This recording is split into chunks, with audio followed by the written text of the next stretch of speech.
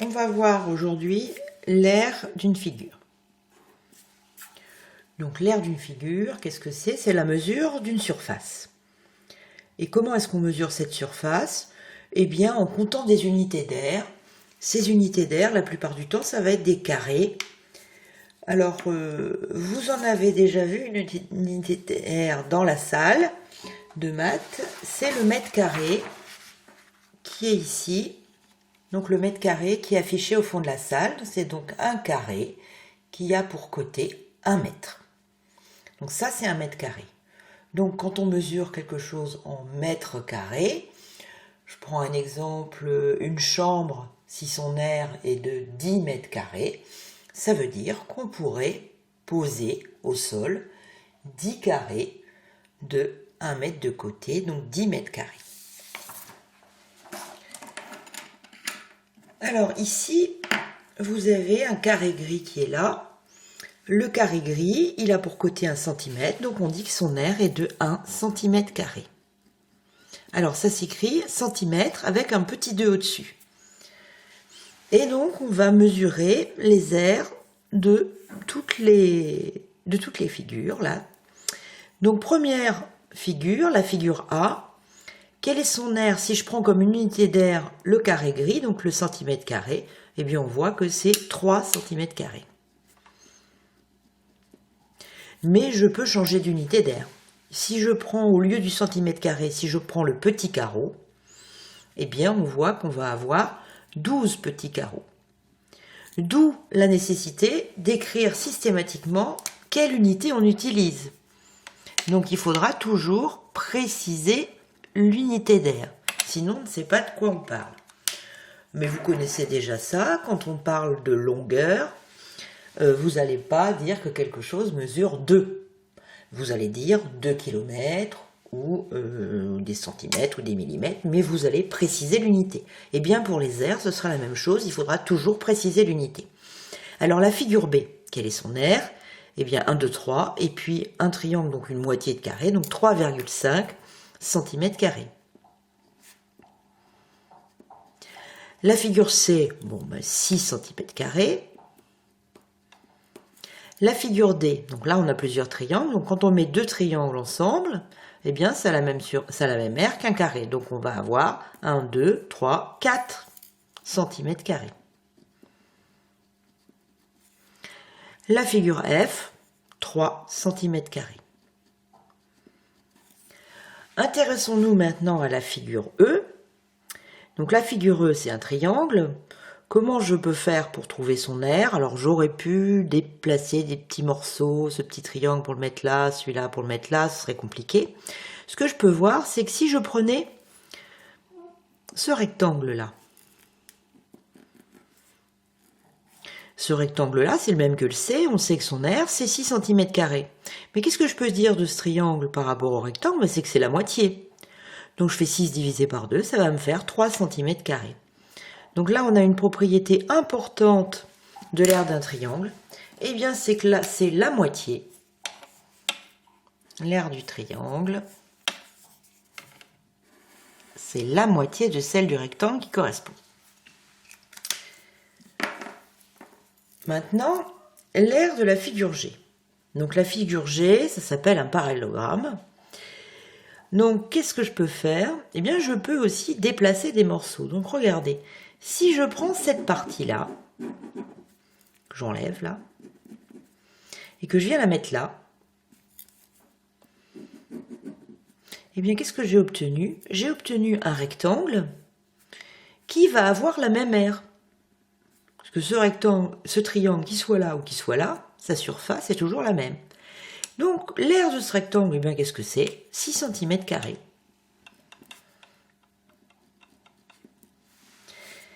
Et le H, l'aire de la figure H, donc là, j'ai une partie arrondie, mais si j'observe bien, qu'est-ce que je vois? Je vois ici que j'ai un demi-disque. Attention, je dis bien demi-disque, puisque c'est un... on s'intéresse à la surface, pas uniquement au trait. Donc le demi-disque, si je le coupe, et que je viens le mettre là, je viens remplir le trou là, eh bien, qu'est-ce que j'ai obtenu comme figure? Eh bien, j'ai obtenu un rectangle de même aire. Donc là, c'est aussi 6 cm². Donc, pour trouver l'aire d'une figure, eh bien, on peut déplacer un morceau pour former un rectangle de même aire. Alors ensuite, si je m'intéresse à la figure I, comment est-ce que je vais trouver son aire? Je peux séparer en deux morceaux. Je vois que cette partie-là, ça fait 6 cm². Cette partie-là, qu'est-ce que c'est? C'est un triangle. Donc un triangle, si je reprends ce qu'on a vu tout à l'heure, je regarde le rectangle qui correspond et je prends la moitié. Et bien donc ça va faire, le rectangle ici, il ferait 2 cm². Donc le triangle, lui, c'est la moitié, il n'en fait que 1. 6 plus 1.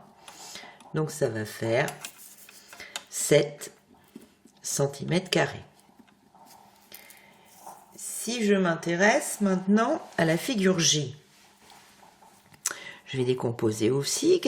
C'est la figure J? C'est la figure. C'est une figure avec un trou. Donc j'ai un triangle dans lequel on a enlevé ce rectangle. Eh bien, qu'est-ce que je vais pouvoir faire? Je vais commencer par chercher l'aire de ce triangle. Donc l'aire de ce triangle, je rappelle ce qu'on a vu pour la figure E, c'est la moitié de l'aire de ce rectangle-là. Donc l'aire de ce rectangle, elle est de combien? Là, j'ai 1, 2, 3, 4, 5, 6 carreaux. 6 fois 3. Donc l'aire de ce rectangle, c'est 18 carreaux. La moitié, c'est 9 carreaux. Donc l'aire du triangle, ça va être 9, moins, il faut enlever l'aire de cette partie. Donc ça, c'est 1,5. Moins 1,5, ça va faire 7,5 cm². Donc, la méthode qui est là, c'est de décomposer la figure en plusieurs figures pour lesquelles il est facile de trouver l'aire. Alors attention, eh bien, c'est pas toujours la figure qui a la plus grande aire qui va avoir le plus grand périmètre. On avait déjà peut-être rencontré ça. Alors, regardons. L'aire de C, elle est plus grande que l'aire de D. Maintenant, vous allez chercher le périmètre de C et vous allez chercher le périmètre de D. Et mettez sur pause le temps que vous faites le travail.